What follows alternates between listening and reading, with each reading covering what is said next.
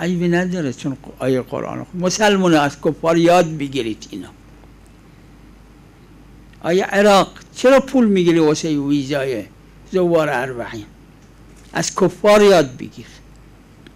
آیه کشورهای اسلامی چرا برای گذرنامه کربلا پول میگیرید؟ چرا گذرنامه کربلا مجانی نیست؟